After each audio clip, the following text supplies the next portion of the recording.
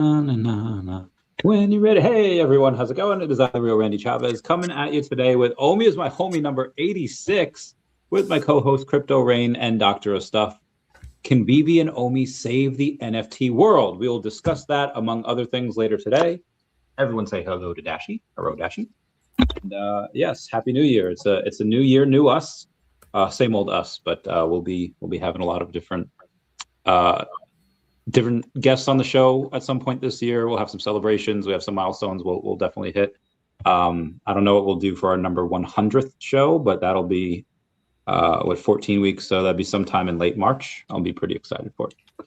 Anyway, aside from that, let's welcome our beautiful audience. Abe, it's always first. Bill Gardner saying what up. Might get Bill Gardner. Maybe we'll get him on at some point as well. We got to wait for certain things. Anyway. How y'all doing this fine evening? Well, life is good. I'm a little under the weather. I got attacked by a cold. It's attacking me. I'm doing pretty good, man. Pretty good. If I go off camera, I'll be like totally blowing my nose and saving the viewers from having to watch that. We appreciate that, Rain. We appreciate that. Yeah. I'm even thoughtful once in a while. There's Kuma, that is the winner of the last charity auction event that Guido Turtle Golf had put out, where I was the prize in, along with VeVe Magic for Orlando. And they were going to do something again for NFT Paris because Guido's just an amazing, amazing person that loves to do charitable things. Unsure if me and Magic would have been the prizes again, but it was just something that was going to be done. And then we all found out at the same time, us and VeVe, we and them, that NFT Paris was canceled. A lot of it just because of uninterest.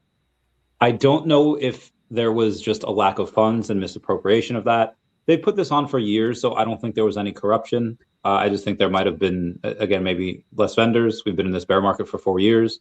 People had less money, and I think there's a silver lining in there. But before I get into that, I do want your guys' thoughts on what this means for the overall NFT market, good or bad for VeVe, and then just general thoughts. We'll get into it.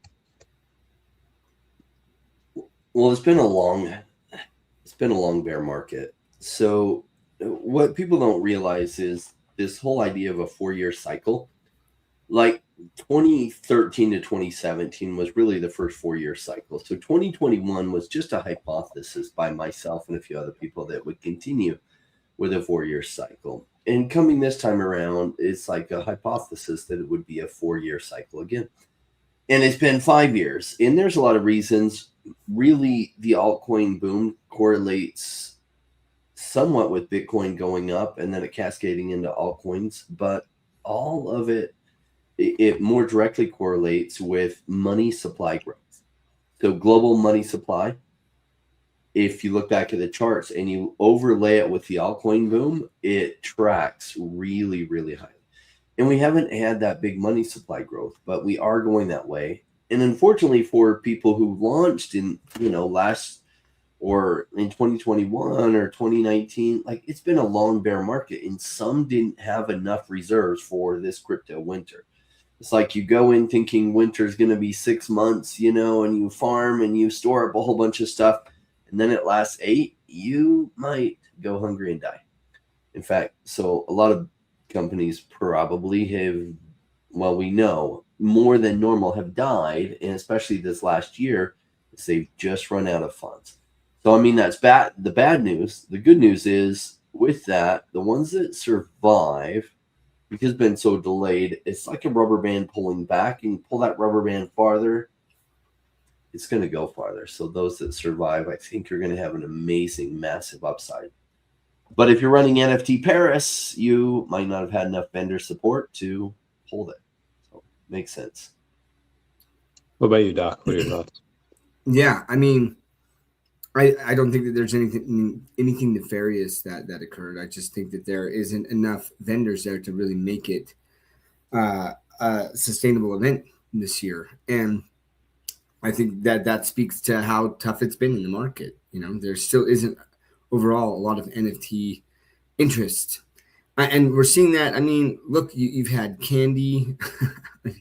Like DC has just bounced from vendor to vendor, or partner to partner, and it's just not. Those companies aren't making enough money to sustain themselves, and this has definitely been a longer cycle than people thought. Because we had 2 4-year cycles, and so people thought it was going to be like that again, and it just hasn't been. And so runway for a lot of these companies has run out, and they're just closing shop. And so I don't think it's bad for VeVe because we just had Leonardo sell out, right? I mean, VeVe is still has some drops that they're doing where they're selling out. Now they're not selling out everything, but they're still making money there, and they're still dropping some awesome IP, and they still have the interest there. And so, listen, I mean, what happens is that people then are migrating to the projects that are still around. And so if they were in DC, they're like, well, all we've got is VeVe right now. And so I'm going to go back to VeVe and probably getting some things there. So very interesting to see. I know that I've seen, some spike in VeVe users. I'm a master again. I got a notification that I was a master. Listen, like Nice.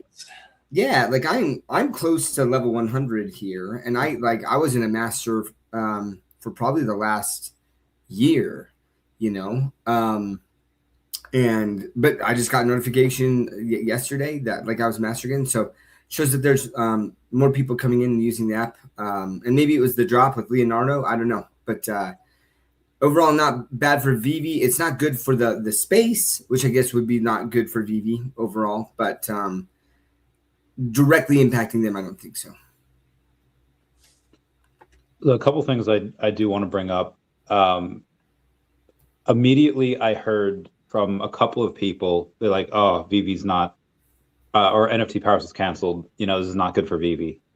And I just wanted to kind of quell that and just say that, well, it's not good for the overall NFT market because that means, in general, the health of NFTs are not that great. Despite, you have people like Raoul Paul saying like, hey, art is the upstream of wealth. There's a lot of collectibles. You have Gary Vee going on and saying that, hey, a bunch of these NFTs are going to be collectible, but that's still going to be a very, very small percentage of all of the NFT market, and he's correct with that.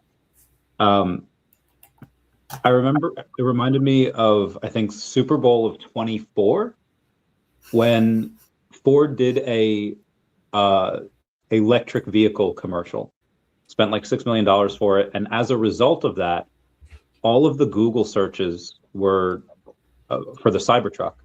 So Ford spent $6 million on a Super Bowl commercial for their electric vehicle, and as a result, everyone was searching the Cybertruck. So I feel like in that same breath, you're going to have other companies that are going to advertise their version of NFTs, and I think Pudgy Penguins might help. This is just one example where they got their community really rallied around the fact that they partnered with Kung Fu Panda, which is great. They have a bunch of movies. I think they have a TV show. A lot of kids know those movies. And again, I think that's good for the space, but we already have that. And I think that as people search for something, let's say like Kung Fu Panda NFTs, Pudgy Penguins will come up, but so will VeVe. And I think that's going to happen with stuff, or whoever is next to buy candy, if they choose to buy it. But again, in the spirit of to piggyback off what Doc was saying, a lot of these other companies are not going to make it. And where does that lead? I mean, VeVe's probably going to absorb the rest of some of their fans. I don't know what happens in the long term as far as acquiring other IPs or acquiring other companies that have those IPs. I think that the reason why some of these other companies got bought out before was because of the IPs that came with them. But why would VeVe want to do that now when they could just talk to the IPs directly and say, like, okay, we don't need to spend $10 million on this company. We just talk the IPs, back the truck up. Something else I wanted to mention, I forget what it was. But anyway, that was for NFT Paris. I also like that VeVe now no longer has to spend, I don't know, $30,000+ going to Paris, maybe 50,000, depending on hotels, flying people out there and stuff. I'd because I don't know how much benefit they get from these events. Lisbon, I know, was incredible, or I've heard was incredible by multiple people, you guys included. And that's where they did sign up a lot of people, really with the OMI token, because it was a crypto event. They got people to use it. They thought it was great. They got a lot of signups from that. But from New York Comic Con, San Diego Comic Con, and Vegas, they're all fun events, and it's great for community building, and it strengthens the bond, and it keeps the whales, keeps them spending. But I don't know how many new people are there, and if it was worth spending the money that we spent to go there for those new people. What do you guys think about them saving money and reallocating it elsewhere, and where would you like to see that money spent?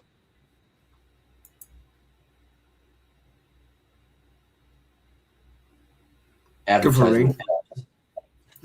Just kidding. Yeah, I think VeVe should spend that money advertising on the Omi is My Homie show. That'd be great. Really, like NFT Paris closing down, like a lot of these NFT projects are just trying to get by. And so they don't want to go out and spend $50K trying to represent somewhere where they're not going to get the bang for the buck, because probably the number of people turning out is much down. Like they're just trying to survive now, and it's smart. So makes sense. That also allows VeVe to save that money so that they can allocate it towards what I'd like to see is continued improvements on the app and getting new IPs. Like that's what I need from them. What about you, Doc? Yeah, I mean, I feel the same way, right? Like, I love the in real life events. I've been to as many as possible. And I had several people reach out to me and ask me if I was going, because they were going and wanted to see me there.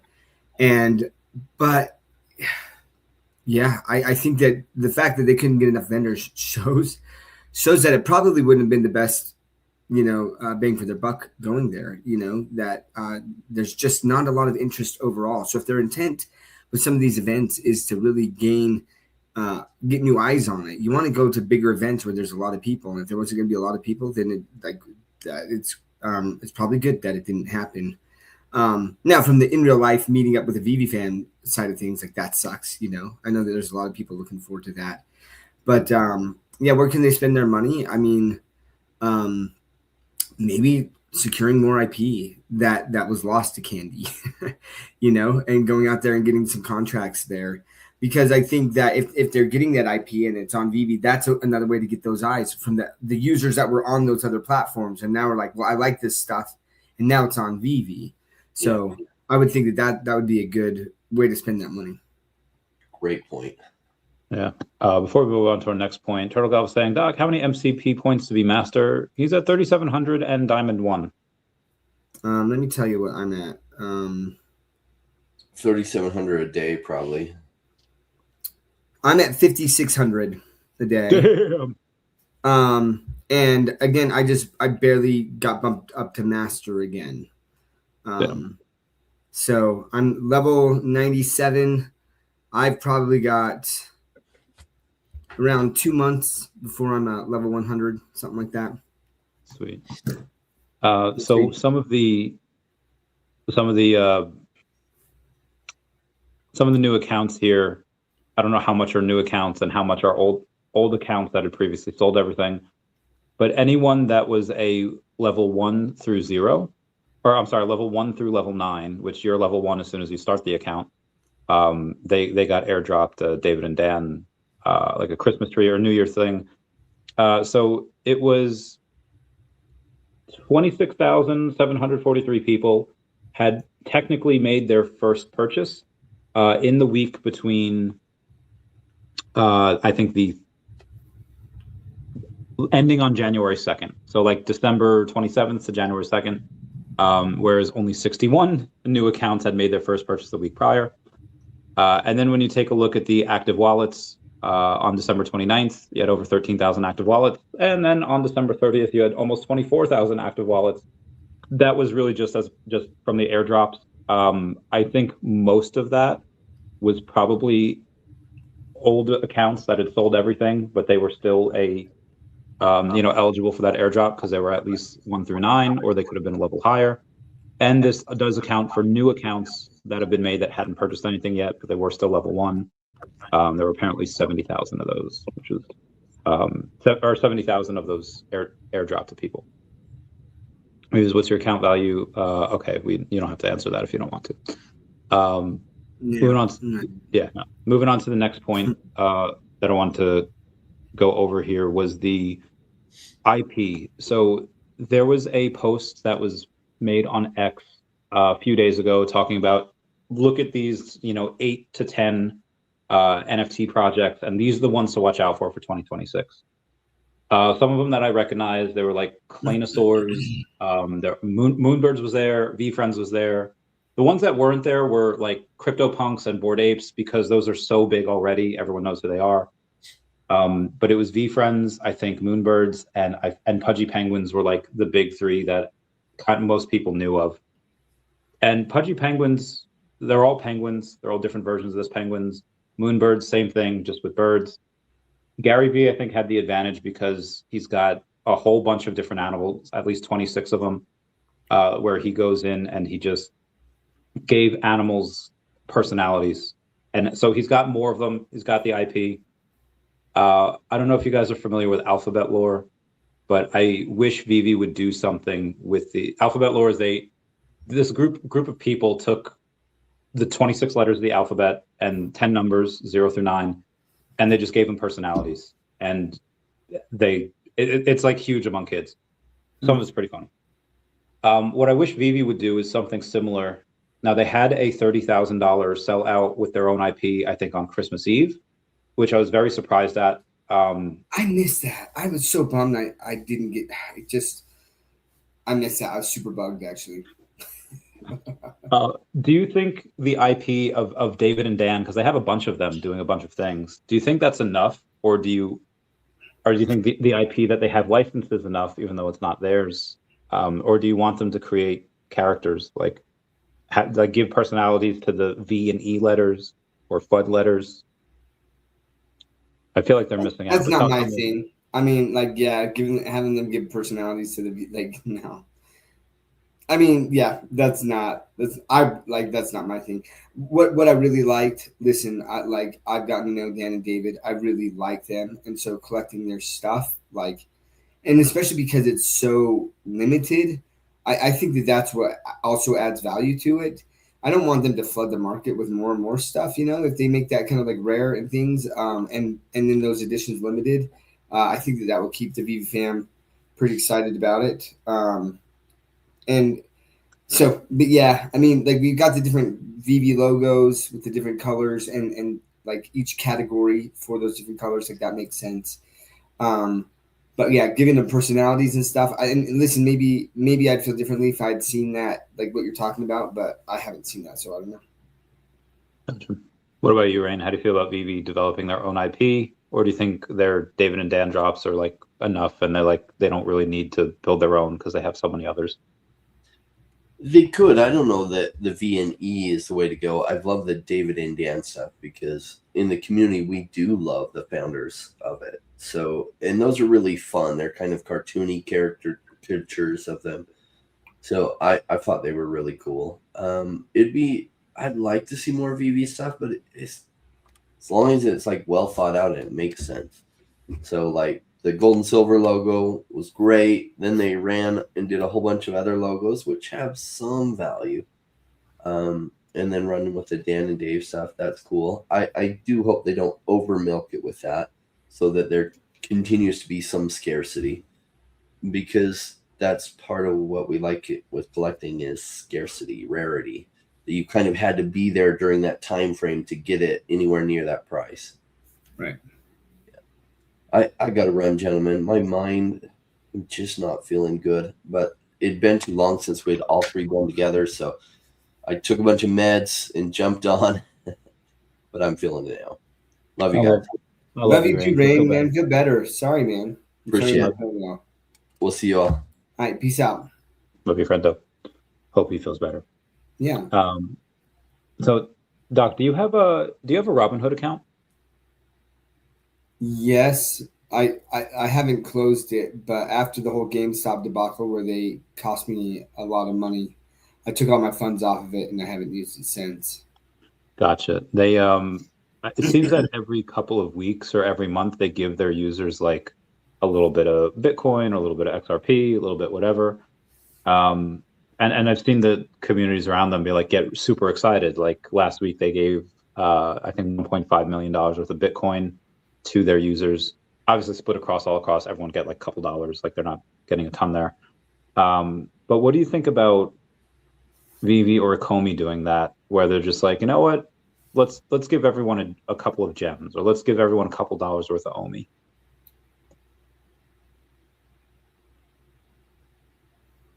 I'm like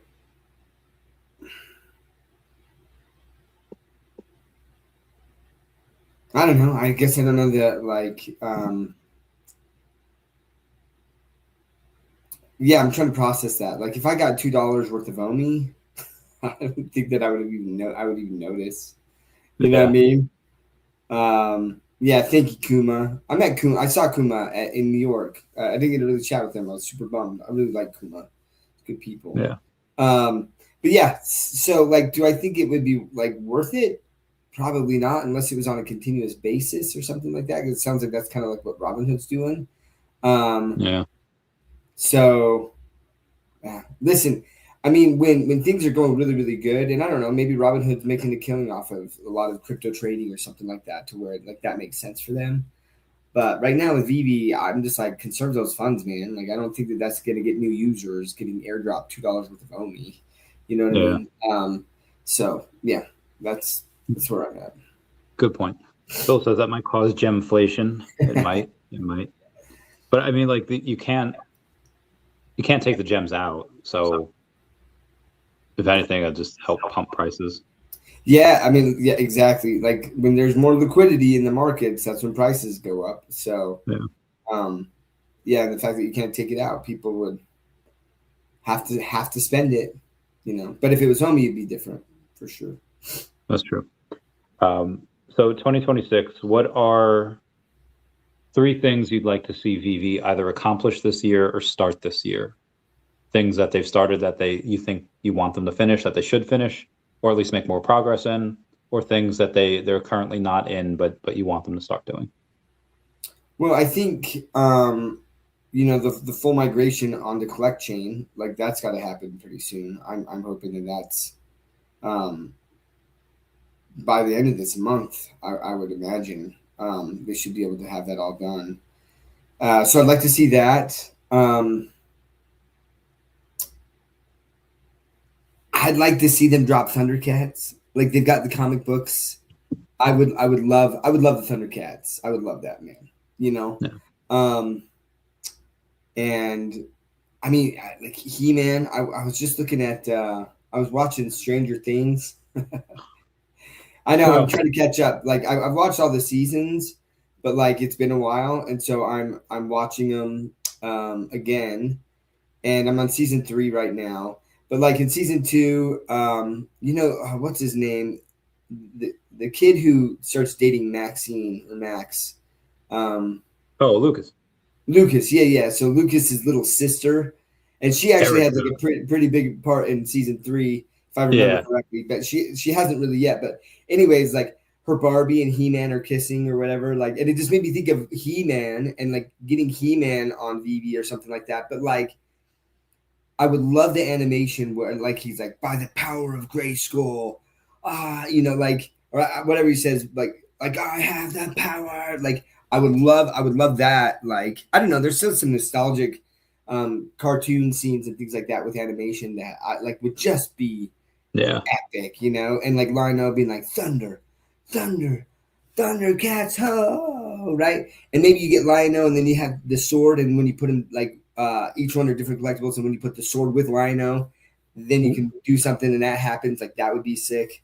I don't know. So I would love to see Thundercats on VeVe this year. That would be epic. And then I would love to do another in real life event at some point, you know. Yeah, Transformers at Transform. I love Starscream. Starscream, I know he was a Decepticon, but he was like actually one of my favorite characters. I really like Starscream. And then I loved, Optimus Prime. Like it was awesome. And then I loved I think his name was Jazz.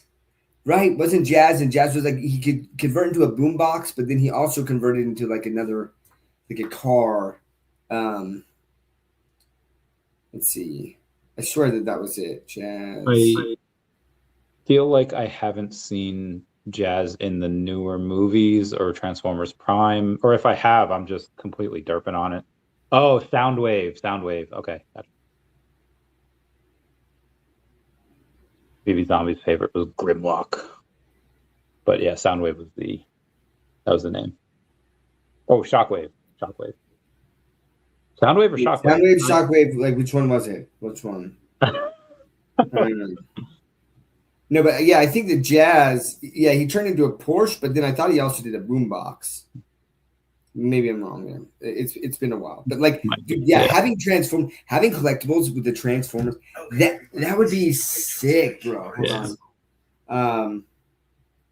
Yeah, that would be so freaking sick. So Jazz was the Porsche, but didn't he also change it to a boombox? I swear, but maybe it was just his speakers that you play a lot of music or.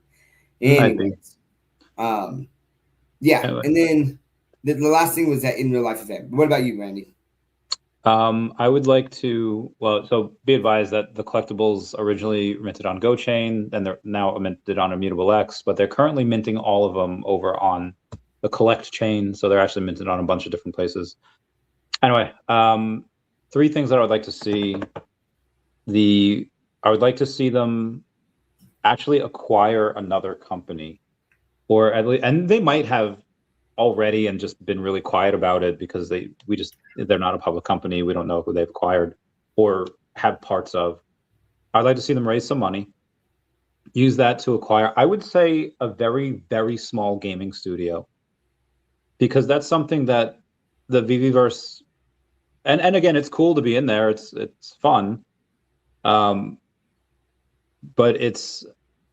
I don't see a lot of people spending an uber amount of time in there unless there's really something to do. And you can explore, and you could, there's people got excited when they use the space bar. Oh, we can jump now. Now we can do like platforming. Now we can make this. So I feel like if there's just a super small gaming studio that you can just, and it doesn't have to be a lot of people, but the fact that they've taken, 4 years now for the Tengaku Senso, and it still hasn't come out. It's like, bruh.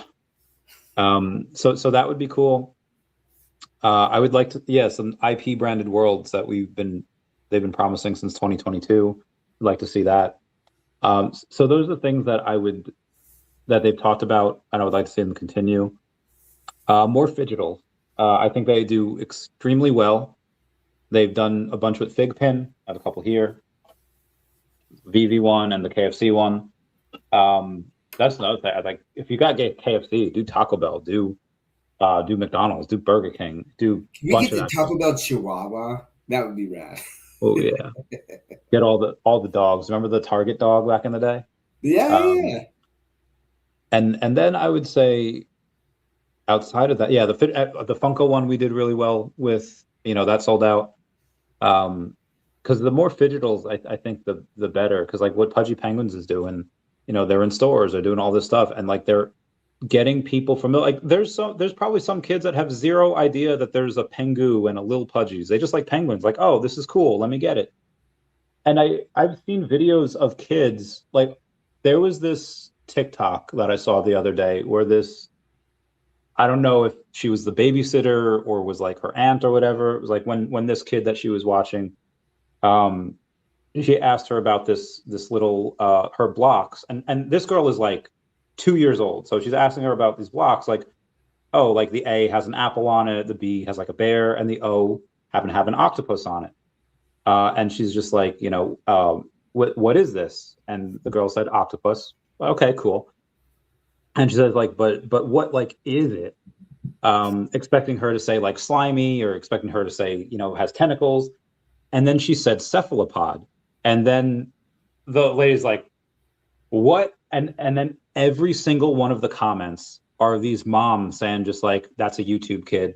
My kid does the same thing. Like they'll tell me shit that I had zero idea about before. And they're like 3 and 4 years old.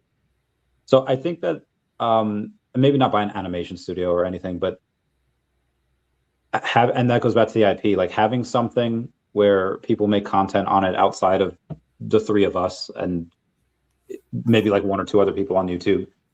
I think that's where you go. And in the top 10 brands for boys and girls, like YouTube is like number 7. Nintendo is like oddly number 3 for boys. Anyway, those are some of the things that I've just thought about for 2026. Yeah, man. Yeah, I mean, definitely a gaming studio. I'd love to do stuff in the VeVeverse if there was gaming. I mean, that's one of the biggest things I think that will really transform the NFT world is when the NFTs can be used in games. Yeah, that's why I invested in Gunzilla, and I still think it's an awesome game. I think that like the ownership of NFTs, I think it's a brilliant idea, and it just needs to really catch. Oh, Blaster was the boombox guy. Okay, maybe I got those confused. Interesting. Yeah, okay. I still like Jazz, though. I still like Jazz in the portion. He's a cool guy. Yeah. So I do want your opinion on a couple of things. It was reported today that the Supreme Court may ask Trump to give back the revenues from tariff. If that happens, there's not going to be any $2,000 checks that he was promising, like the dividend checks to everyone. A lot of the crypto markets were kind of pumped about that because that would bring a lot of liquidity. It would make the printers go burr. Crypto would go stonks. You have that going on, and then you also have Trump saying that the oil from Venezuela will go, he says, to 3 places. 1 is the people of Venezuela, 2 is the people of Venezuela that live outside of Venezuela, and 3, the American people, just because we deserve some of that. I think later he corrected himself. Why do we deserve some of that oil?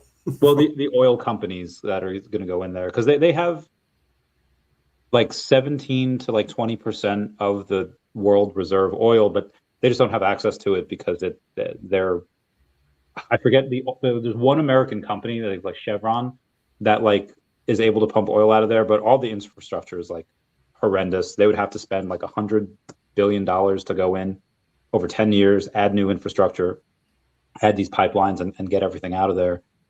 So it would be like a big job. But just all of these things potentially happening. If the first thing were to happen where Trump would have to give some of the tariff money back, do you see that, okay, that's a big problem for crypto because the people that would spend that money on crypto now no longer get that? Or do you see that as kind of a moot point and it doesn't matter because Clarity Act is going to be passed and other stuff will help it? Well, I mean, no, I think that'd be a big deal. Yeah.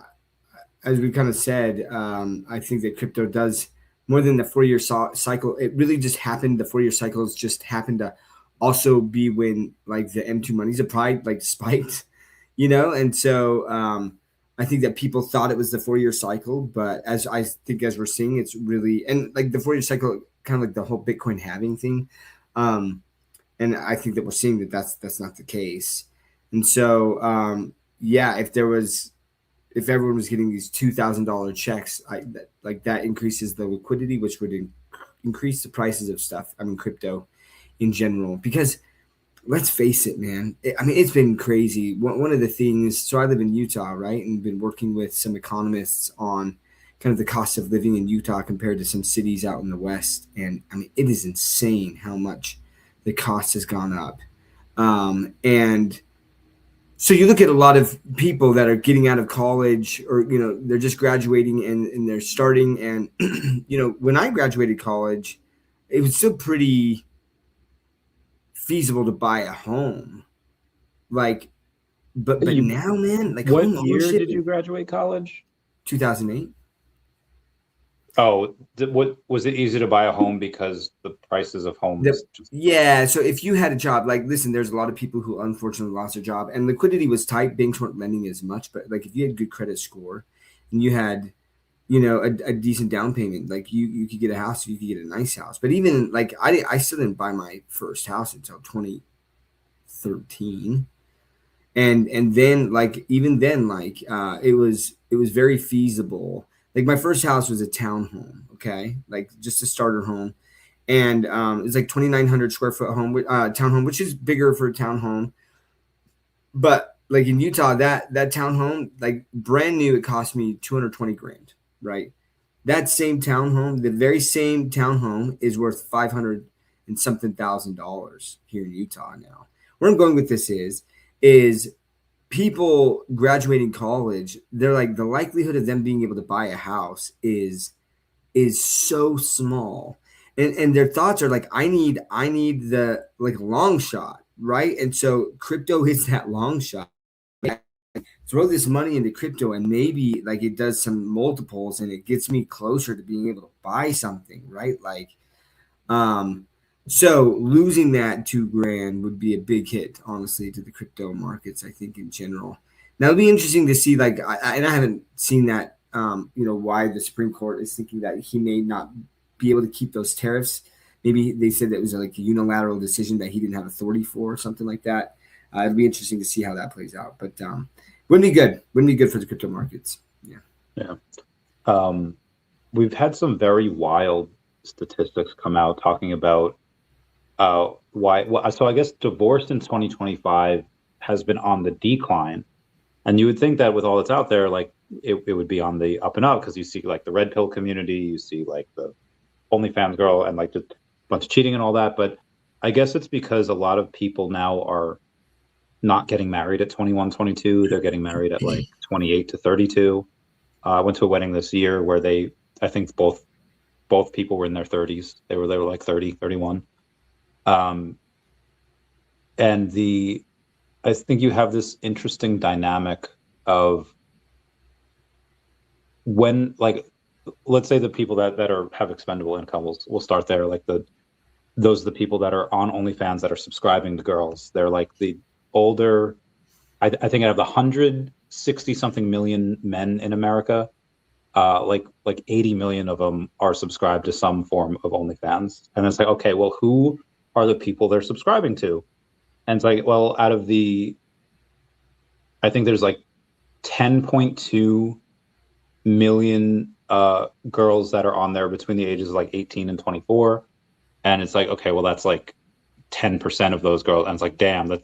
So you have this interesting power dynamic where back in the day, like everyone was kind of just like poor. Like growing up, you were just like, okay, 18 to 24 or 18 to 22, you still don't have like a good job. You're going to school, doing whatever. But everyone was kind of equally poor. But now that 10% of the girls that are on OnlyFans are making this money, the guys are still poor, and the girls suddenly have this like, a lot of net worth. And I'm just curious to where that leads, because we haven't seen the consequences of that yet and to where that goes. Do you suddenly have trophy husbands instead of trophy wives? I'll just sit there and look pretty. And now like let the girls make the money and let the guys just play video games or something. I don't know. Very crazy. Listen, I still think that women in general want high value men. And so just because he's good looking, if he doesn't add a lot of value, that relationship's not going to last long, right? I don't know, maybe some girls want the beta male, but like those type of women, I feel like are too much in their masculine, and that's not for me anyways. And I think that those OnlyFans girls are not necessarily in their masculine, or that, so I don't think that we're going to see a lot of trophy husbands, to be honest there. But do we see maybe a lot less marriages, where, I think marriage in general is on the decline. And, man, I could go into the whole thing about just like the state of the world and the messages that men and women are both getting and how that's impacting marriage. But we'll save that for another day. Copy that. Turtle says, it seems like having Mr. Beast feature VeVe AR collectibles would be the pinnacle of influencer marketing. Agreed. That said, what would it look like for a creator with millions of followers take the lead? I have no idea. We're talking about 2 million followers? Because we had Andre Jick. He made videos years ago about VeVe, and I think it helped. And then everything kind of went kaput, and he hasn't made any videos since. Yeah, listen, I think I've talked to a lot of people that actually said like they heard about VeVe through Andre Geek and are still in the community this day from it, right? Like they've gone through all of this bear market and stuff, and they're still going strong. So definitely influencers with a lot of followers have an impact, you know. But VeVe did do a partnership with the guy with millions of followers recently, right? Like in November, I think. Oh, the new Rockstar guy, but that didn't really give us a lot of new users. I think it's still too early for marketing because it's not a great market. Yeah, it isn't. It's not a great market. Listen, like, you know what also was happening when Andre Geek was starting to talk about VeVe is that all of the collectibles were starting to go up in value. And that, like, because he started really talking about things in like, and maybe my timing is off, but I remember him starting to talk about things in like April and May. And I believe May is when the Todd sold out from the store. And then from there, the prices started to go up. And then they announced Marvel, that they had Marvel in like June. And then, like, you know, there's real interest there and things started to go up. But like, I'm telling you right now, that is the best marketing that you can do. Like, is to have the value of the collectibles go up, because then people, it's word of mouth, and then people jump on. I brought on a lot of people, and that was one of the things that I said. I was like, listen, I swear, it's like you buy anything, if you land anything, you're going to get more than what you paid for it, if you want, you know. And yeah, like if / when digital collectibles become mainstream, that's where I think a lot of these VeVe stuff, man, it's going to be, because you have all of these people who have different nostalgic fandoms, right? And so something that I might not like really care about, right, but I went for anyways. There could be a freaking 100,000 people who are like, I freaking want that so bad, and are willing to pay for it. And but yeah, digital collectibles have to get mainstream. And so spending now, if you did Mr. Beast and Mr. Beast really went at it, now I can't even imagine how much that would cost. Like, it would cost so much money. Like, yeah. He brings in more. There was this thing where I'm trying to remember. He was talking about these advertisers coming to him and asking him for things, and like he quoted this price, and they were like, they balked at it or something. And he's like, I bring in more views than the Super Bowl. Yeah. I'm just gonna start doing my own stuff then. You know what I mean? And that's what he's done. He's built, you know, Feastables, and he started to build all of these different things and advertise that, because I mean, you know, he just has that following. But bro, I'll tell you what, if Mr. Beast really started talking about VeVe collectibles all the time, we would have a massive influx of users. So it's real easy to be loose with other people's money. But I wonder, if we played the thought out, what would happen if David and Dan gave Mr. Beast like 5% of the company? And, you know, maybe, I don't know how much that would be worth. I'm going to guess millions, maybe even, you know, if they were worth 200 million, that would be, you know, $10 million. But then he would be super incentivized to go in and bring his audience to VeVe. Then you can get dispersions of cash. Then you can get, I mean, he's incentivized to do so. So I wonder if do you think that would be a viable option, or is that like too complicated, too risky? He might just say, hey, thanks for the company, and then not do anything with it, and then cash out the next time, you know, if they get bought out. Because I mean, again, like he made, have you tried his chocolate bar? Yeah, I've tried a couple of the different flavors. Not a fan. But it's the number one chocolate bar in America. Yeah. It's not because it's good. It's because it's got 1 billion followers. Yeah, like my kids talk about it. They're like, we got Feastables. I was like, they're not good, you know? And but they're like, oh, but Mr. Beast, you know, like that's the connection, is that everyone knows Mr. Beast, and so it's cool because they're from him. And so it's not even about the taste at this point. And I was like, bro, do you know how much more money you could have made if you just made these actually taste good, bro? Like, because like, yeah, I bought them because I was interested. I'm like, oh, let's see how these taste. Yeah, like the number one selling candy bar in America. I was like, it's got to be good, and I bought it. And I ate it, and I was like, I will never buy this again for myself. But I bought it for my kids because they want it. You know. Yeah. I don't. You ever think that like, and this is probably so stupid, but you ever think that like, you remember those commercials of like, adults can see, what's on Cinnamon Toast Crunch, but they can't see why kids like Cinnamon Toast Crunch. Maybe we can't. Maybe we're too adult now that we can't see why kids like the piece of chocolate bars. Maybe, man. Maybe. Anyway, VeVe has burned 58 million OMI in the month of December. I predicted 60. I was off by a little bit. I was through Stacker. In the grand scheme of things, that is kind of a drop in the bucket. Now, I would much rather 58 million be burned than 58 million added, but it's I mean, these are still relatively small amounts. You burn maybe $500 million a year, maybe a little bit more than that, and that's at these prices that are very low. Do you focus on burns if you're a Comey? Because I mean, that's not giving more buy pressure on the token. That's taking them out of circulation, which people can rally around. That's really fun. Yeah, but again, that's not really getting more buy pressure on them. A lot of it is actually sell pressure, because now people are forced to sell for OMI, and then they use the OMI and they swap it for USDC. So it does create a bit of sell pressure. If you're a Comey, what do you do for the price?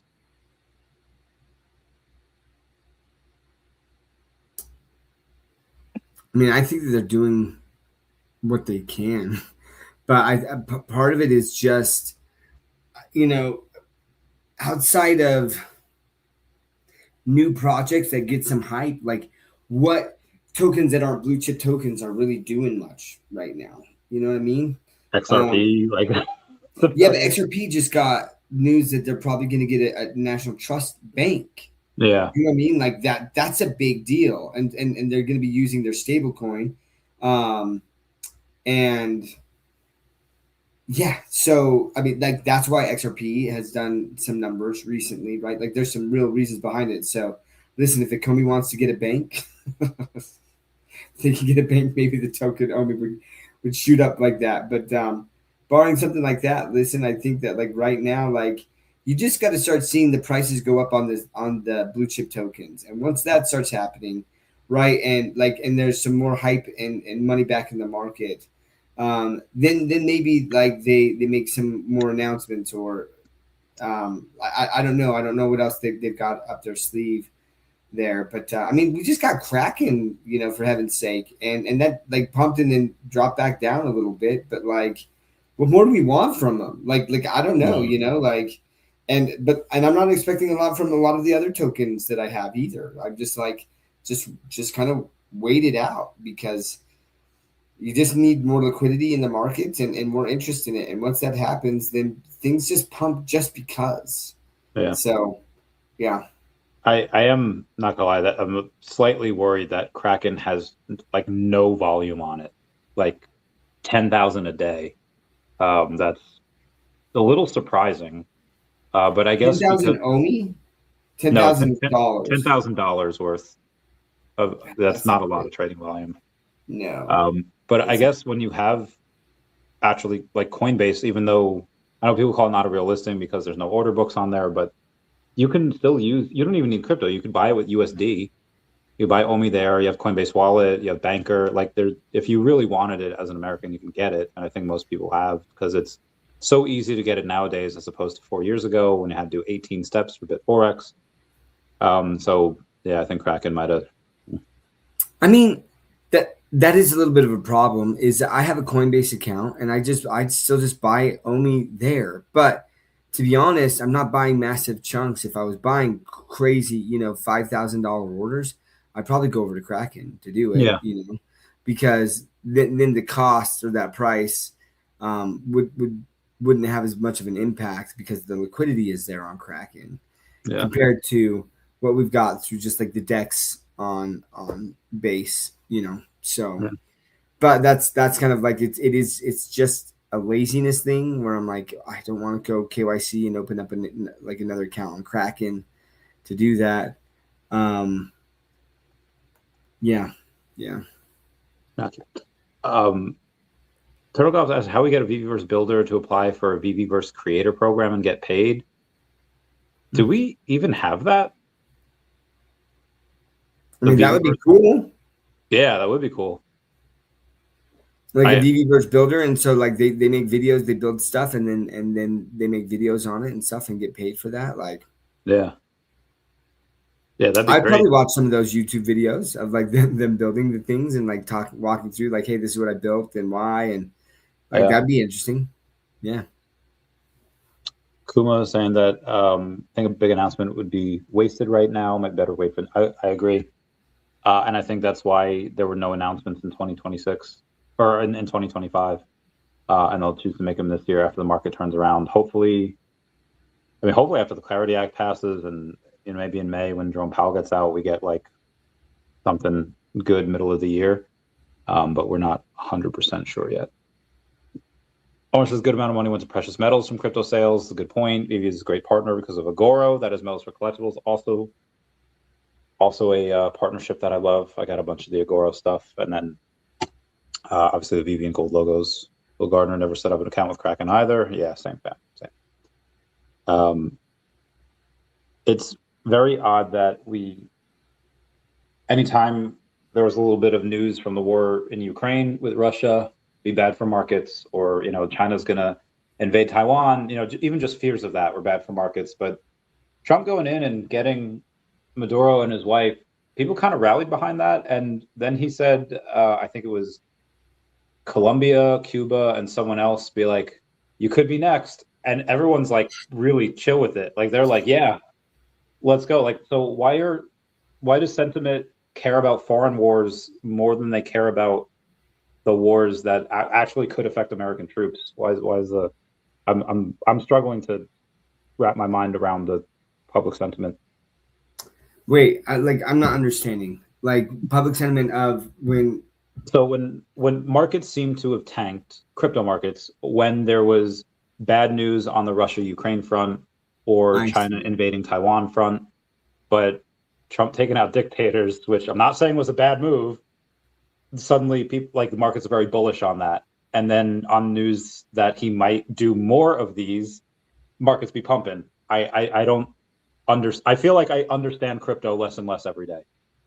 Well, listen, because like when you get like a Russia-Ukraine war and you're thinking, oh, this is gonna be like, could this be like a global conflict compared to the U.S. taking out a dictator, and like who's gonna strike back about that? Is that gonna be a war? And then on top of that, is the U.S. gonna siphon off some of the oil from Venezuela and get richer? I think the markets are probably predicting that, and I like, not that I think that that's a great or a good thing, but yeah, I think that there's two different outcomes of people are just like this could really, like the Russia-Ukraine thing could really escalate, where I don't think that they really feared an escalation with taking out Maduro or taking out, the dictator of Cuba or some of these other socialist communist countries. So have you seen some of the videos of the protest of saying like no war with Venezuela, Trump can't be doing this, and then the videos of the actual Venezuelans that are like partying, like they got Maduro, like that is wild, man. Like only Trump could get Democrats defending Maduro.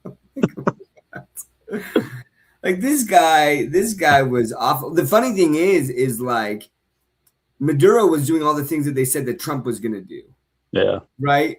But now they're all talking about how great Maduro was, like, and why Trump would do this, and yet they're saying all the things that Maduro was doing, disappearing his opponents, like rigging elections, all of these things, like that's everyone. Like I just kept hearing that that's what they were fearing that Trump was going to do, and then they take out Maduro, who is actually doing that, and now this is a terrible thing that Trump has done. Yeah. Oh my gosh, Agreed. So you mentioned Stranger Things before, and you said you had seen all of it, but you're rewatching it. Did you see the 5th and final season? I haven't seen it yet, so don't talk about it. I will not. I will leave you. Okay. Let's go to Ash Crypto Real says altcoins have officially broken a 3-month downtrend on a weekly basis. Finally, when Manu came on last month, he was talking about how some bankers were talking about a big downturn in February, March. But now everything I'm seeing on my timeline is about everything being super bullish. And I don't want to let myself get excited. It's like that Mad TV skit of lowered expectations. Like, you won't be disappointed if your expectations are lowered. And I don't want to get excited. Like, I feel like a kid that like, oh, is daddy really coming to see me this time? And it's like, don't get too excited. He's not fucking coming. When do you, that was a little dark. Sorry, guys. That was dark. When do you let yourself get excited that we're going to pump? Like, what do you have to see in order for you to convince yourself, okay, it's go time. This pump is for real. Start your engines. Dude, I gotta see most of my crypto just get back to my entry price. I know. Oh my gosh, man. Like, we'll see. But like, the funny thing is people have been like, oh, like, you haven't been on the Omi's My Homie show, and real life has taken over for me. Like, there's just been some things that like I love this community. I love I love this fam, the VeVe fam. But I've had some bigger priorities that I've had to take care of that has really taken me away. But like, even some people are like, well, you're just not talking about crypto much. Like, why not? And I'm like, because there's not like anything to talk about. Like, I got a big bag of XRP and it's down substantially, you know? And this guy keeps messaging me and he's like, oh man, you hear the latest news about XRP? And I was like, bro, are we rich? He's like, no. I'm like, are we bankrupt? He's like, no. I'm like, then I don't care. I just don't care. You know what I mean? Like, and so like to a certain extent, I kind of just checked out, right? Where I'm like, I've got my bags and I've got belief, you know, and it's either going to happen or it's not, you know? So what's it going to take for me to really start getting excited? Yeah, probably for my, at least some of my bigger bags to hit their entry point, like where I entered at that price, then I'll be like, okay, things are humming now, and now it's starting to get exciting. But like, I think that's a ways away. I mean, that was a nice pump, you know what I mean? Like, but it's nowhere near even just like where prices were 4 months ago.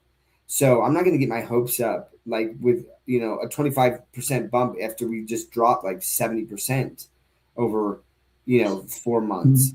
Like I'm not, you know. So I think that's where I'm at. But like, I do think this is my thesis. I basically, I've told a lot of people that I've been talking about crypto for years. I just said, if crypto doesn't pump, and when I say pump, I mean like a euphoric rise that's crazy in the next 6 months, by the end of June, I don't think it's happening, and I got it wrong. Yeah. And that's it, right? But at the end of the day, even with as much money as I put into crypto, it's nothing that I can't afford to lose. And so that's also kind of why I've checked out a little bit, you know. I'm still buying some Omi. I love Omi, like, and so I'm like at these prices, I'm still just like this is a great buy because I think long term, if VeVe can survive, Omi, the value of Omi will eventually go up, and I think it will definitely surpass its previous all-time high at some point. You know, and with like even if you can hit a narrative, and we do hit this euphoric rise in crypto in the next 6 months, it could do it then. But even if it doesn't do it, like if we don't get that, if VeVe and Omi are still around just long term and digital collectibles become a thing, the Omi token is going to be valuable, you know. So I'm still getting some Omi here and there, but for the most part, like I picked my projects and I bought in the token, and we'll see if it happens, you know. Same. We got Kuma saying same here. Back to entry price. That's when I'll start getting excited because then I'm like, oh, I'm actually making money. Yeah, back to entry price. We got like millions again. Troy Perez saying, what are your expectations for XR? Long term, XRP is like, I don't know, can be the number 3, number 2. I mean, it's already like the number 4 or 5 token, but it probably goes to, I don't know, trillion. My thing with XRP, like, it depends on how the XRP token is going to be used. But my understanding is that they have used XRP as kind of a bridge token for cross-border payments, but not just for like dollars to dollars. It's for like purchases of gold or like these massive transactions. And they've demonstrated like the solid use case and how much money can be saved. Now the problem is that we have stable coins now that can do a lot of the same things. So like, do you need XRP to be that bridge asset? I don't know. But the fact that they have a bank that's basically been conditionally approved by the OCC is a very big deal. And once they do that, the connections they'll be able to make to where maybe they can make that bridge token, the XRP, really be a bridge token, could be substantial for the price of XRP. But we'll see. I mean, again, I feel like it's got a decent chance of that, which is why I have a big bag. But I could be wrong. That's true. One of our other tokens, Affinity, I think is up like 20% this week. They're doing very well. We love them. They posted the other day that 2026 was lining up to be a blast-off year for Affinity Network. We'll talk a little bit more about that a little off camera. We've got Tom from DevvExchange made a really important, or I thought was a really important comment the other day. I think everyone overlooked. He said that some people get nervous when other companies join your field and become competitors. He says, but what he's realized is that if nobody else is competing in your field, then your field isn't worth being in.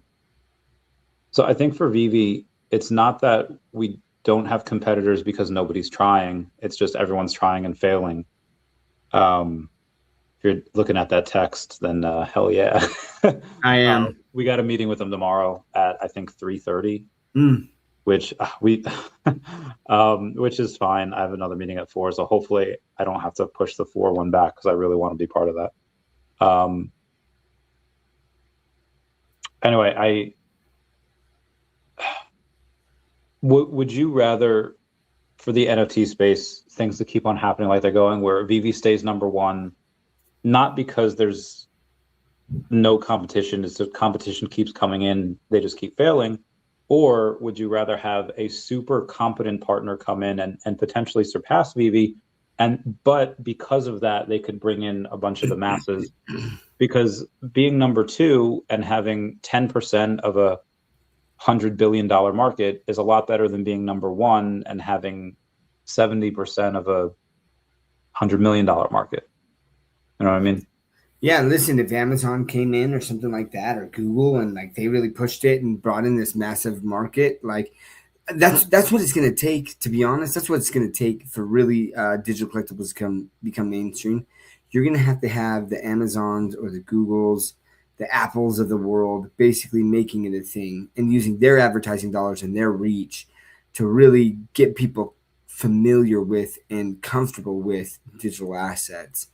And so if they brought that in, and then and maybe it's through gaming or something that they did, where they had some major partnerships with NFTs and gaming, and it was their NFTs, great. You know, VeVe could be second in second place, but people would start exploring more about that. So I really think that that's what's going to happen. I don't think VeVe is going to be number 1 for forever, because if they are, then I don't think that we ever hit mainstream. Agreed. Now, that doesn't mean, though, that like once that happens, that within their niche of digital collectible NFTs, that they aren't number 1, right? But I think that people still got to get more comfortable with just NFTs as a technology in general, right? That's fair. I will do one last question. How do we feel about Neon Ichiban or other digital comic sites? I'm not really familiar with them. Are you?